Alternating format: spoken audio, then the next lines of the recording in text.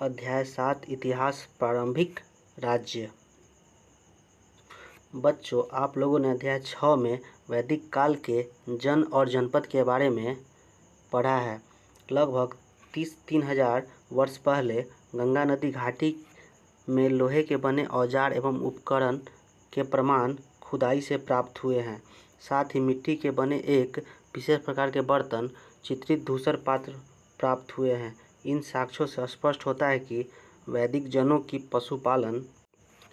पशुपालन के साथ साथ कृषि कार्य में भी भागीदारी बढ़ी। इस कारण वे पहले की अपेक्षा अस्थायी जीवन व्यतीत करने लगे। इन आर्थिक परिवर्तन के कारण क्षेत्रीय स्तर पर छोटी छोटी शक्तियों का जन्म हुआ। छोटे छोटे जन अब जनपद बनते जा रहे थे। जनपदों के विकास में 3 रूप दिखाई देते हैं। 1.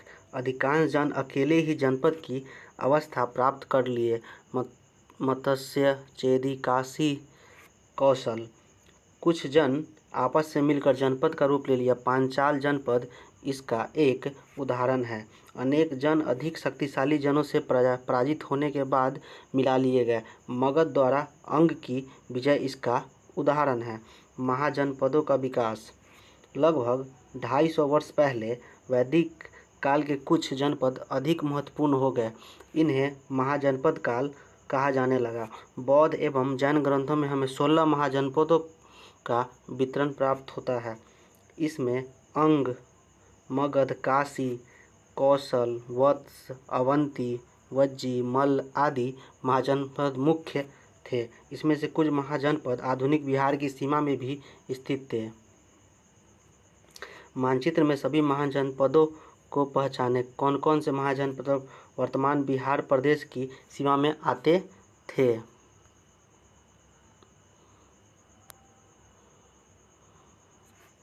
महाजनपद: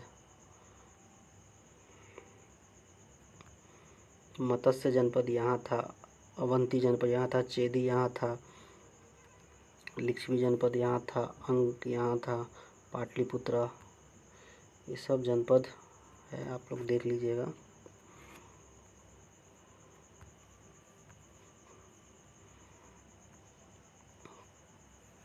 ताम्रपनी, सिलोन।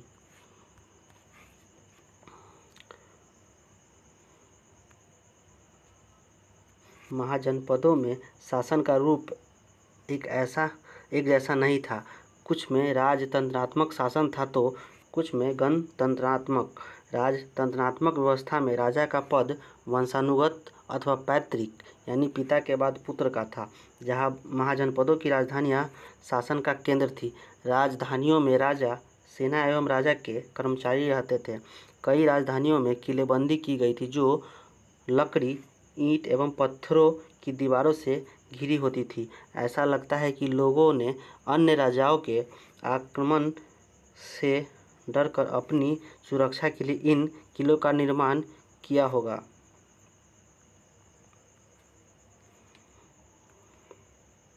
महाजनपदों के राजा ने स्वैच्छिक नजराना बलि के बजाय अब नियमित रूप से कर वसूलने लगे।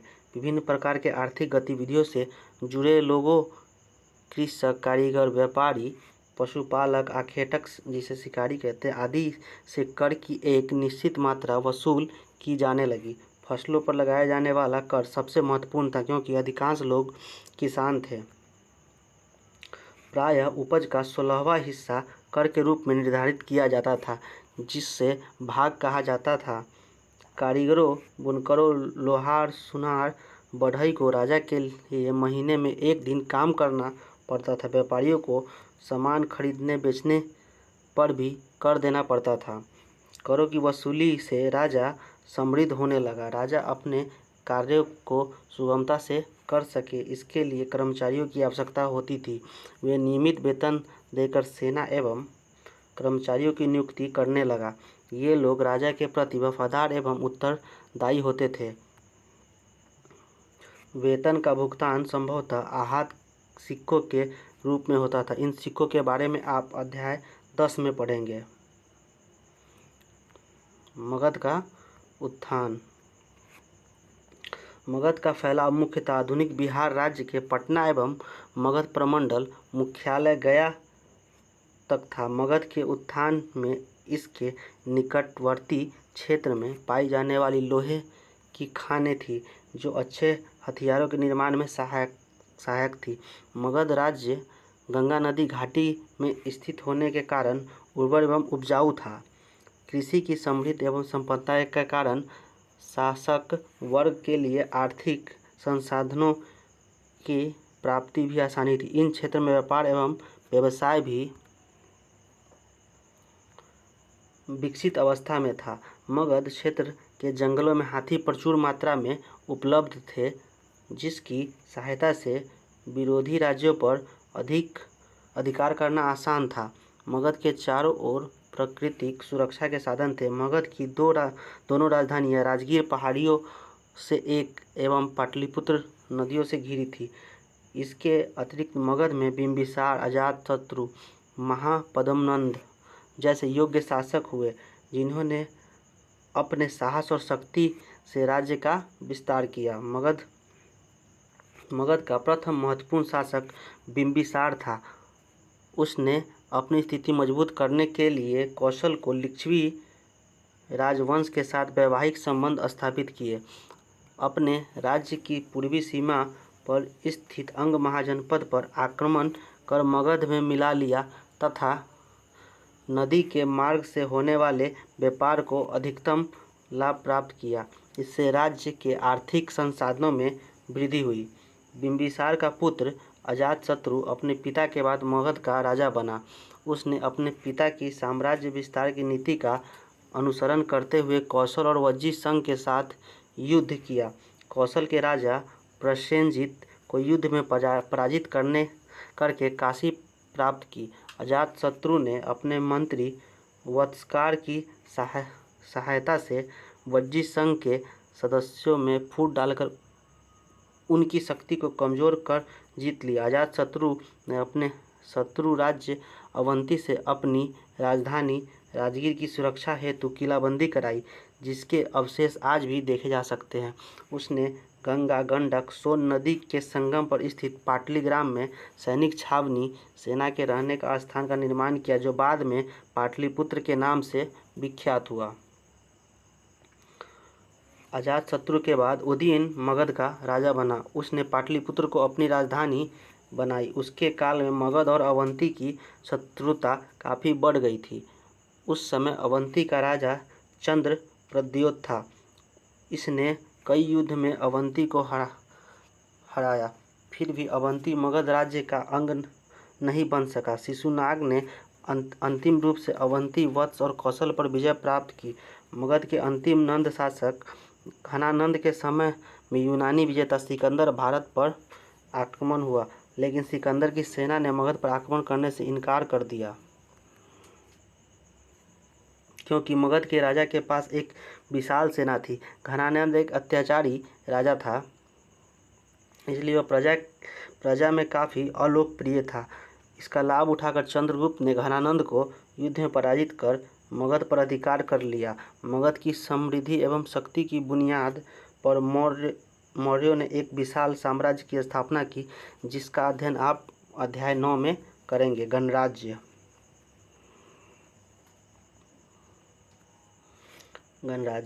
कुल राज्य ऐसे थे जिसे गणराज्य कहा जाता था। शाक्य, लिच्छवी, वज्जी, विदेह, तात्रिक, मल्ल, कोलीय, मौर्य आदि भारत के प्रमुख गणराज्य थे। यहाँ की शासन व्यवस्था अलग अलग तरह की थी, जिसे गण या संघ कहते थे।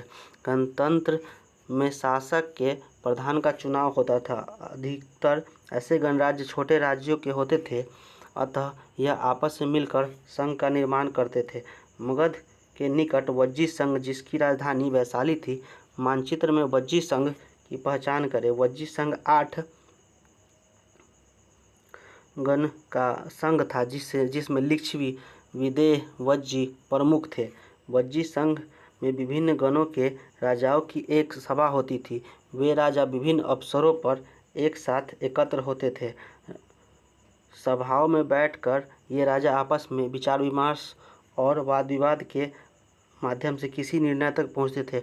वज्जी संघ में लोकमत से शासन करने की प्रवृत्ति दिखाई देती है। गणों के प्रमुख राजा नियमित तौर पर मिल बैठकर पूरे संघ के बारे में निर्णय लेते थे। इस कारण से इसे गणराज्य कहा जाता था। गण शब्द का प्रयोग कई सदस्यों वाले समूह के लिए किया जाता है।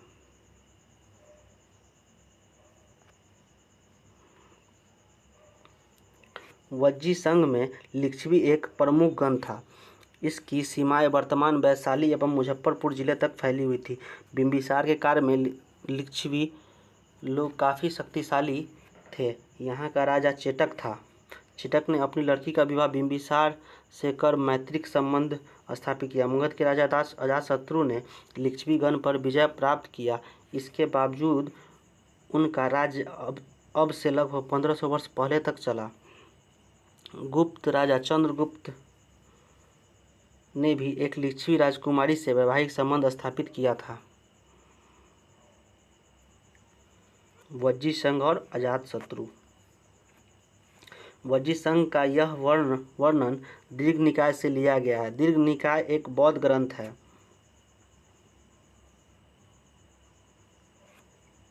जिसे महात्मा बुद्ध के कई व्याख्यान दिए गए हैं। अजातशत्रु वज्जी संघ पर आक्रमण करना चाहता था। उन्होंने अपनी मंत्री वस्कार को बुद्ध के पास सलाह के लिए भेजा। बुद्ध ने उससे पूछा, क्या वज्जी सभाएं नियमित रूप से होती है तथा उसमें सभी सदस्य उपस्थित होते हैं?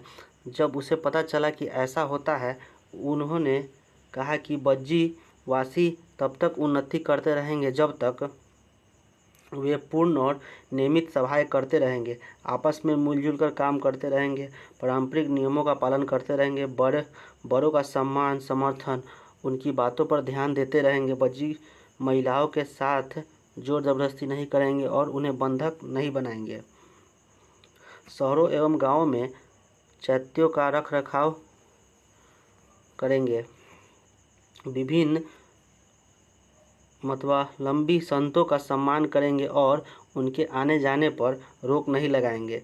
प्राचीन भारत के गणराज्य एवं वर्तमान गणराज्य में आप क्या समानता असमानता देखते हैं?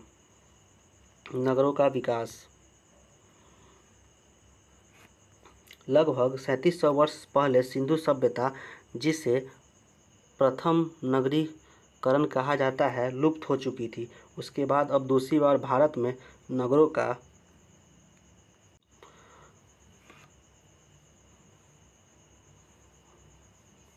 अंतराल के बाद मिलते हैं। करीब 26 साल पहले 600 ईसा पूर्व उत्तरी भारत में द्वितीय नगरीकरण की प्रवृत्ति का विकास हुआ। पाली ग्रंथ में उस समय के बड़े नगरों का उल्लेख मिलता है।